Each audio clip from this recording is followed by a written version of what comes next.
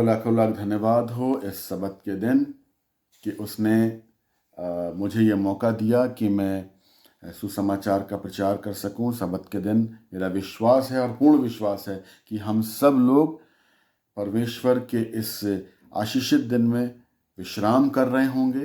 विश्राम का मतलब परमेश्वर के वचन को पढ़ रहे होंगे, प्रार्थना कर रहे होंगे।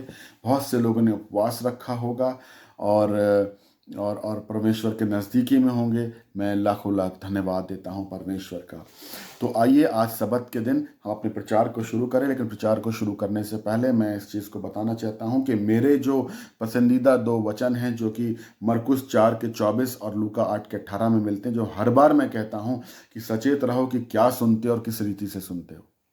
इसलिए मैं बार बार इसलिए चीज़ को कहता हूं कि आप लोग जब वचन को पढ़ते हैं तो शब्दों के ऊपर बहुत ध्यान दीजिए, और शब्दों पर जब हम ध्यान देते हैं तो उसके माने बदल जाते हैं। आपका लाखों लाख धन्यवाद हो परमेश्वर का कि उसने ये मुझे मौका दिया। हम अपने वचन को शुरू करते हैं जो हमें मिलता है यूहन्ना रचित सुसमाचार उसका 4 अध्याय उसकी 1 आयत से लेकर के 45 आयत तक। सारी आयतों को मैं नहीं पढ़ूंगा, मैं सिर्फ एक नटशल के अंदर आपको बताना चाहता हूं कि वहां पे क्या हुआ, क्योंकि हम सब लोग यीशु मसीह और उस सामरी स्त्री के एनकाउंटर के बारे में जानते हैं कि यीशु मसीह सामरिया के सुखार देश में आया और वहाँ पे एक कुएं के पास बैठ गया, और वहाँ पे एक स्त्री जो कि व्यभिचारिणी थी, 5 पति कर चुकी थी, 6वें के साथ रह रही थी, वो आई और यीशु मसीह से उसका वार्तालाप होता है। यीशु मसीह उसको गांव में भेजता है कि जाओ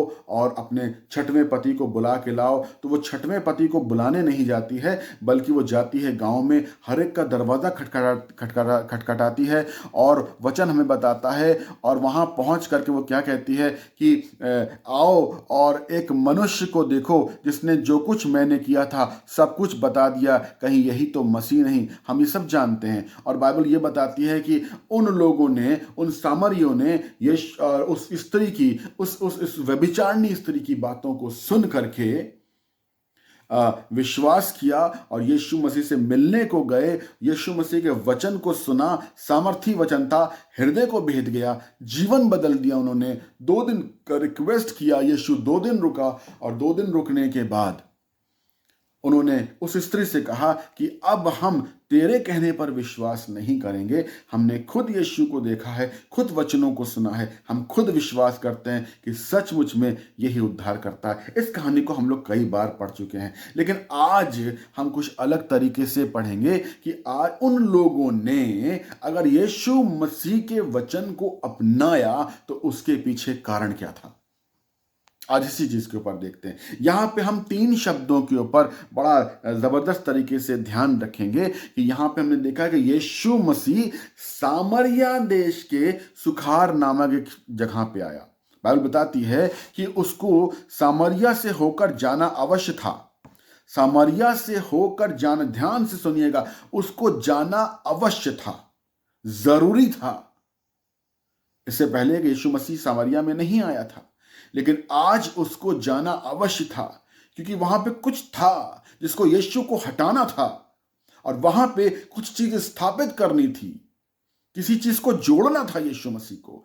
इसलिए आज वो वहां पे गया था। बाइबल बताती है उसको सामरिया देश से होकर के जाना जरूरी था, और बाइबल बताती है इसलिए वो सुखार नामक सामरिया की एक नगर में आया जो उस भूमि के पास था जिसे याकूब ने अपने पुत्र यूसुफ को दिया था, और याकूब का कुआं भी वहीं था।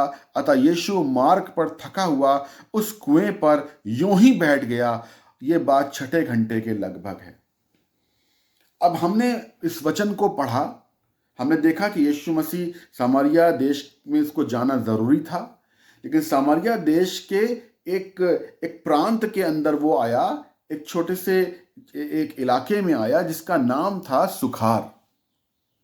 यहां पे सुखार नाम के वर्ड को हम देखते हैं, यहां पे याकूब नाम के हम वर्ड को देखते हैं, यहां पे यूसुफ नाम के वर्ड को अपना हम लोग देखते हैं। और अगर हम इन तीनों शब्दों का हिब्रू मीनिंग्स देखें तो हमारे इस वचन को पढ़ने का नजरिया बदल जाएगा। सुखार का मतलब जो हिब्रू भाषा के अंदर होता है वो होता है पहला अक्षर जो होता है, इसके 10 मायने हैं। जो पहला होता है वो होता है ड्रंकन यानी शराबी। सुखार का पहला मतलब होता है ड्रंकन यानी शराबी। वहां पे शराबी प्रवृत्ति के लोग रहते थे। दूसरा मतलब होता है हिलेरियस यानी ठट्टों में उड़ाने वाले, बाइबल का मजाक करने वाले, परमेश्वर को ठट्टों में उड़ाने वाले, परमेश्वर के वचन का अनादर करने वाले, उसके वायदों की अवहेलना करने वाले, उसकी आज्ञाओं का अवहेलना करने वाले, इस प्रकार के प्रवृत्ति के लोग भी वहां रहते थे। वहां पे पागलपन टाइप के लोग भी रहते थे, मैडनेस से भरे हुए। जो तीसरा मीनिंग होता है वो होता है पागलपन, मैडनेस। सुखार का मतलब होता है मैडनेस। वहां पे कुछ इस प्रकार के भी लोग रहते थे जो एक पागल टाइप के काम होते हैं उन तरीके के लोगों को काम करते थे। वहां पे झूठे लोग भी रहते थे, फॉल्सहुड। उसका चौथा मतलब है फॉल्सहुड, जिसका मतलब होता है झूठे लोग। डिसीट यानी छल, पांचवा अर्थ होता है छल। वहां पे छल करने वाले प्रवृत्ति के लोग भी रहते थे, वहां झूठ बोलने वाले प्रवृत्ति के लोग भी रहते थे।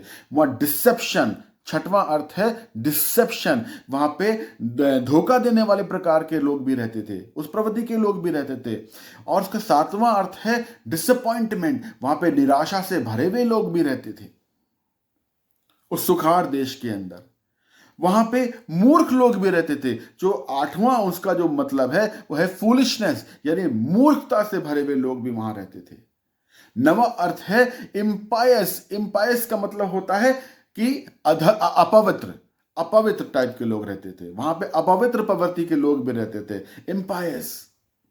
वहां पे 10वां अर्थ है अनगॉडली, वहां पे अधर्मी लोग भी रहते थे। तो सुखार नाम का मतलब होता है वहां पे शराबी लोग रहते थे, वहां पे हंसी मजाक ठट्टा, परमेश्वर के वचन को हंसी और मजाक में उड़ाने वाले लोग रहते थे, उसकी आज्ञाओं का अनादर करने वाले लोग रहते थे, उसकी अवहेलना करने वाले लोग रहते थे, पागलों वाली हरकतों से भरे हुए लोग वहां रहते थे, झूठ बोलने वाली प्रवृत्ति उनमें थी, छल करने वाली प्रवृत्ति उनके अंदर थी, धोखा देने वाली प्रवृत्ति उनके अंदर थी, निराशा से भरे हुए थे, मूर्खतापूर्ण काम करते थे, अपवित्र थे और अधर्मी थे। ये सुखार का मतलब होता है हिब्रू भाषा के अंदर। दूसरा शब्द जेकब। जेकब का अर्थ हिब्रू भाषा के अंदर होता है टू सप्लांट। टू सप्लांट का मतलब होता है take the place of somebody और समथिंग, यानी कि किसी की चीज, किसी को हटाना और उसकी जगह कोई नई चीज स्थापित करना या उसको लगा देना वहां पे। और उसका दूसरा मतलब होता है जेकब का गॉड्स प्रोटेक्ट, यानी परमेश्वर रक्षा करे। तीसरा हमने यहां पे कैरेक्टर का नाम सुना था यूसुफ। यूसुफ का हिब्रू अर्थ होता है ही शैल ऐड या गॉड शैल ऐड, यानी कि वो जोड़ देगा या परमेश्वर जोड़ देगा। तो अब हम लोग एक बार फिर से इस एनकाउंटर के बारे में जो यीशु मसीह का सामरी स्त्री से और सामरी लोगों से हुआ था, अब इस परिप्रेक्ष्य में देखते हैं। यीशु सामरिया से होकर के जाना उसको जरूरी था। वो एक ऐसी जगह पे आता है जहां पे शराबी लोग रहते हैं, ठट्टा करने वाले लोग रहते हैं, हंसी मजाक करने वाले लोग रहते हैं, नशे में चूर रहते हैं, झूठ बोलते हैं, अधर्मी लोग हैं, छल करते हैं, धोखा करते हैं, निराशा से भरे हुए हैं, अपवित्र हैं, अधर्मी हैं। इस प्रकार के लोग वहां पे रहते हैं और इसीलिए यीशु मसीह को सुखार में जाना अवश्य था। और सुखार में जा करके उसको क्या करना था? सप्लांट करना था। ये जो याकूब का नाम था सप्लांटर। उसको ये सारी झूठ, धोखा, छल, निराशा, अपवित्रता, अधर्मिकता, अनादर करना, मजाक और ठट्टों में उड़ाना, बाइबल का मजाक उड़ाना, शराबीपन, इन सब को हटा करके क्या वहां पे जोड़ना था?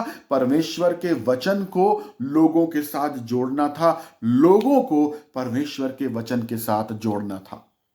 जोसेफ के नाम के अनुसार वहां जोसेफ का नाम क्या लिखा है? ही शैल ऐड या गॉड शैल ऐड। वो जोड़ेगा या शायद परमेश्वर जोड़ेगा। और यीशु मसीह जो खुद एक परमेश्वर है, उसने 2 दिन वहां रुक करके 2 दिन सामरिया में रुक करके इन लोगों को परमेश्वर के वचन से और परमेश्वर के राज्य से जोड़ दिया।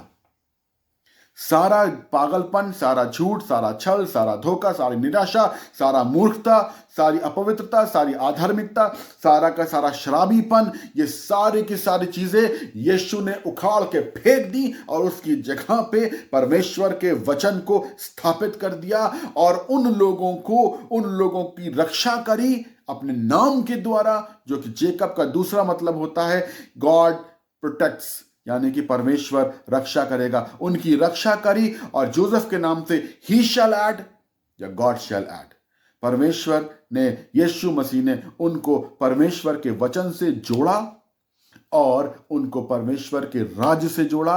और उसके बाद हमने क्या सुना कि और भी बहुत से लोगों ने यीशु के वचन पर विश्वास किया और अब वो कहने लगे कि हम व्यभिचारिणी स्त्री, हम तेरी बात पर नहीं, हमने खुद देख लिया है, हमने खुद सुन लिया है कि यही जो कुएं पे बैठा हुआ है, यही सचमुच में सच्चा मसीहा है और उद्धार करता है।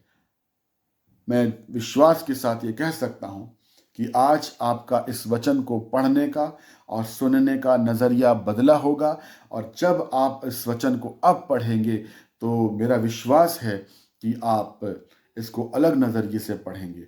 मैं प्रभु का धन्यवाद देता हूं और आप सबको आज सबत के दिन की आशीष देता हूं। प्रभु हम सबको अपनी आशीषों से, अपनी बरकतों से भरे। प्रभु का धन्यवाद हो। आशीष। धन्यवाद।